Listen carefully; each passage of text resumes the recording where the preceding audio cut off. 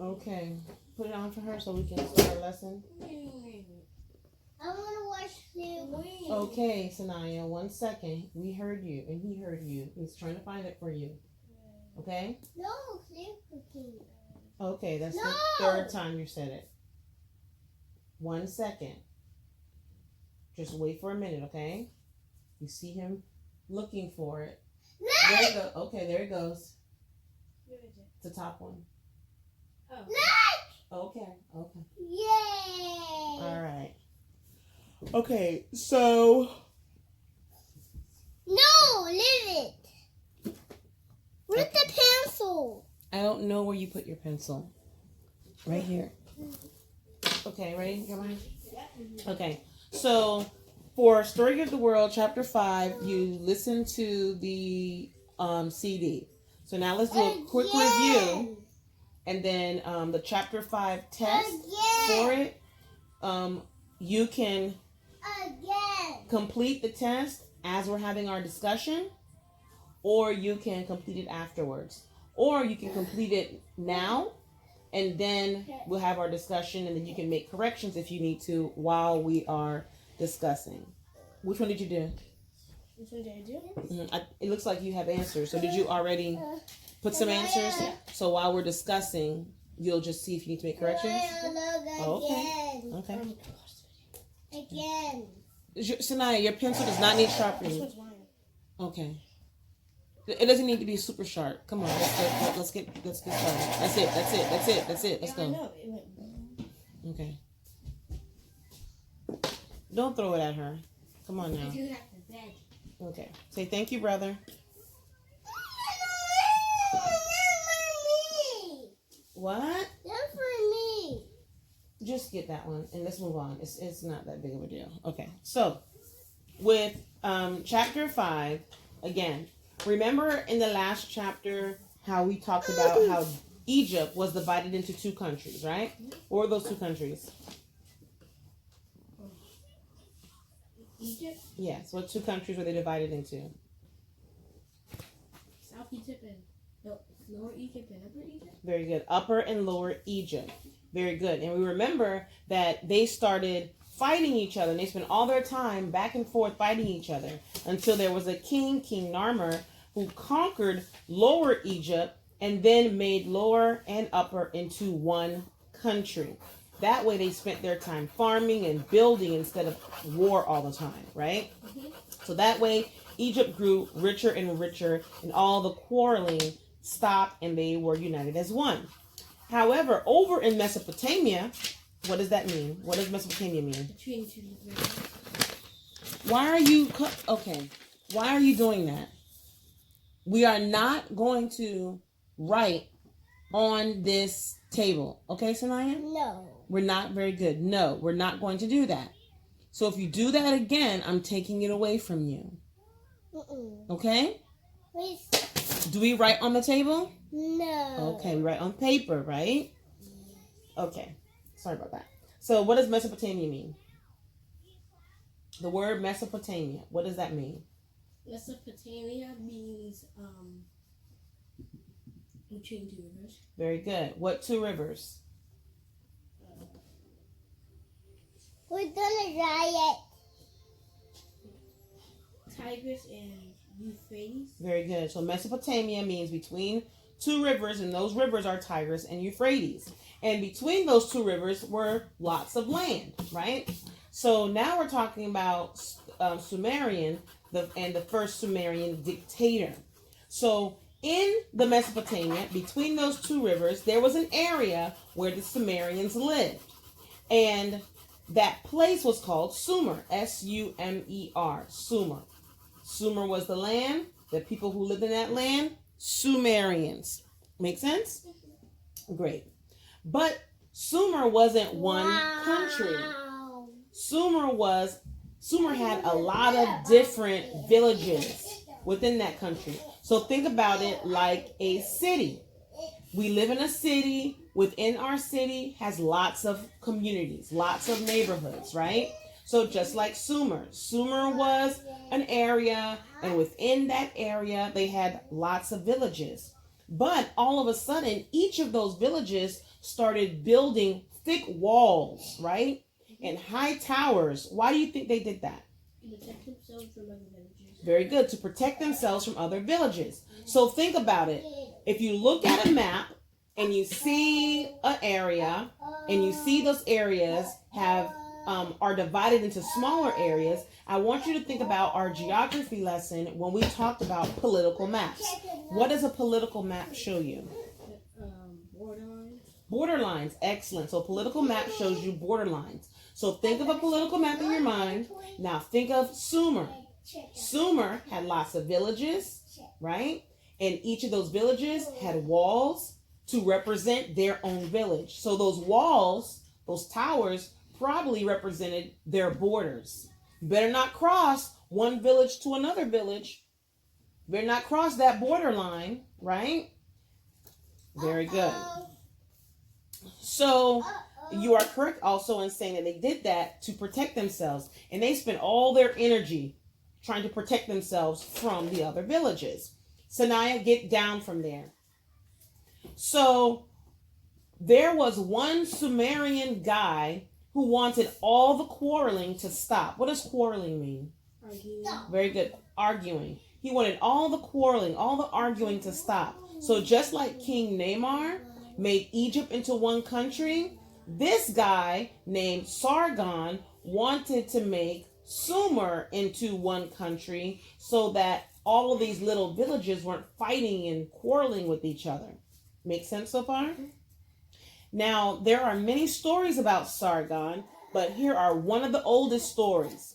One of the oldest stories says that he had no parents and he just floated down the Euphrates River in a basket when he was a baby. What does that make you think of? What biblical character? Moses. Moses. So if you think about it, it sounds like they are saying, or not they're saying, why'd you hit her? Why'd you hit her? Stop, okay? Focus on me and not her. Okay, put that down. Put it down on the bed, please. So, just like in the Bible story, how we read about Moses and how Moses, but he had parents, but his parents, his mom, put him in a basket to float down the river. Do you remember why? Because the king would kill him because he didn't want the place to overpopulate. So very good. His mom did that because the king had a mandate that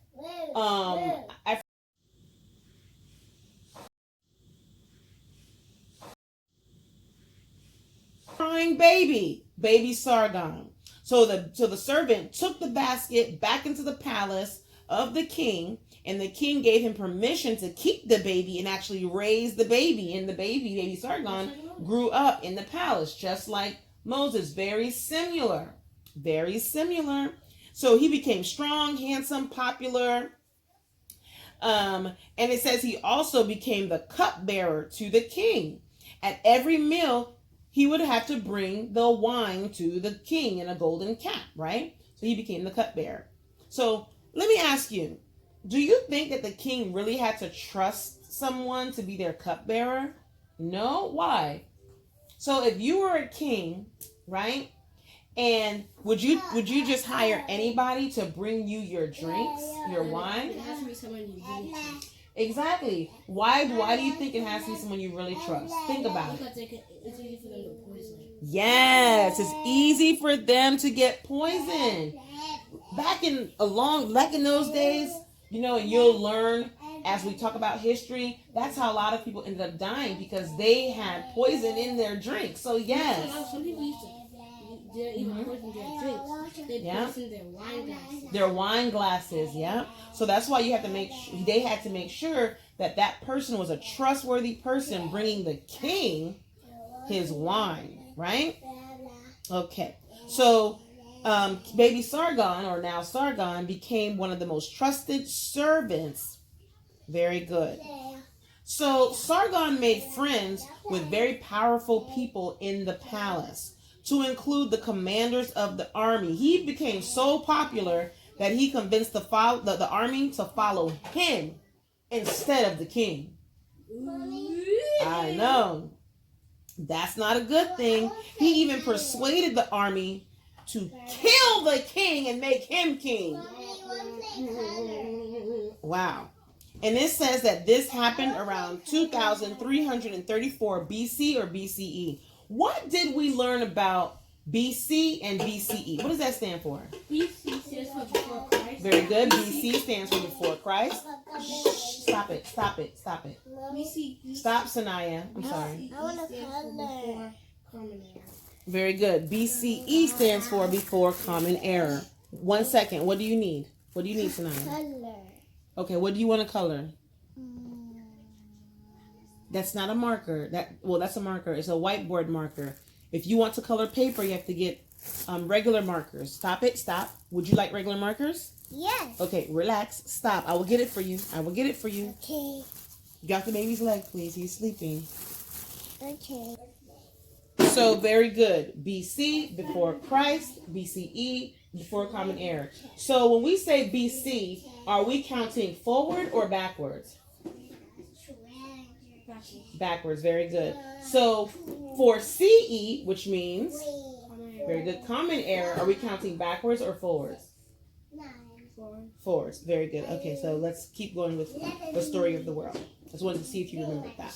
Because you can only count backwards so many times, Mm-hmm. but you can count forward in a limited time. Mm-hmm.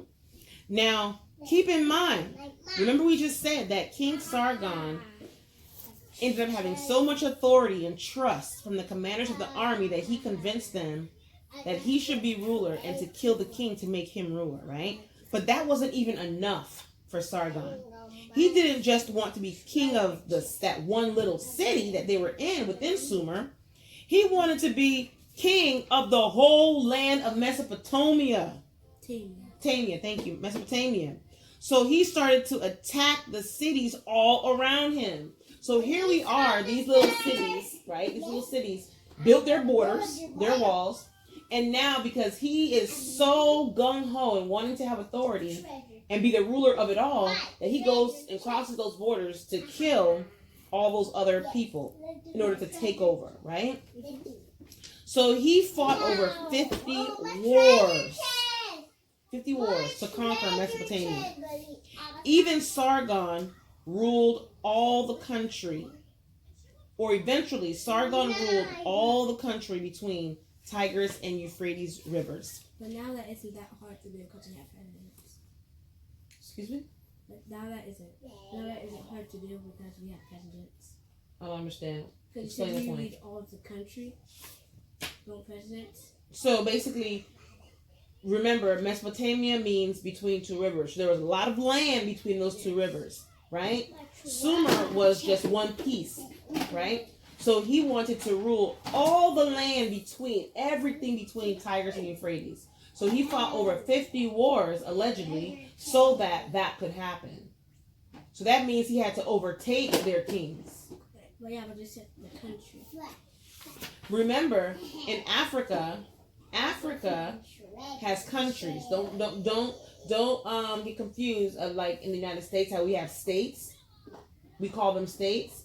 In Africa, they called all the little areas, so all those areas, major land areas, they call them countries. What are the states? They don't call them states. So they don't have any states. Okay. It's not that they don't have any states. They don't call their land, their areas, land masses. They don't call it states. Okay, so like for example, if the United States was Africa, as an example, Florida would be a country, California would be a country, Texas would be a country, because that's what they call their land areas in Africa. But here in the United States, we call it states. In Europe, they call it, I think, So now Sumer, just like Egypt, was united into one country under one ruler. Okay? Now, also it says that many of those cities that Sargon conquered didn't like what was happening. And they didn't want to be a part of this new Akkadian or Akkadian empire, right? So they were used to making their own laws and running their own affairs, right? They were used to doing things the way they wanted to do it. And now you're putting me under one ruler where we have to be subjected to whatever that one ruler wants to happen. They weren't happy about that. They did not want that to happen, right? So Sargon knew that he had to stay in charge, right? So because he knew he wanted to stay in charge, he had to make the cities obey his laws. Mommy, where's my pencil? Right? So how did he make cities obey his laws? He used the government. He used his government. He used his military. He used his army and his power and his soldiers. Very good. So he sent his soldiers, right, to live in the cities that he conquered. And those soldiers, right, they made sure that those people in those cities obeyed his laws. That's mine. Make sense? So what do you think that's called? What kind of government do you think he had? Do you think he had a democracy or a dictatorship? Dictatorship. Just like China. Very good. They had a dictatorship. A military dictatorship. Military, the word military means having to do with the army, okay?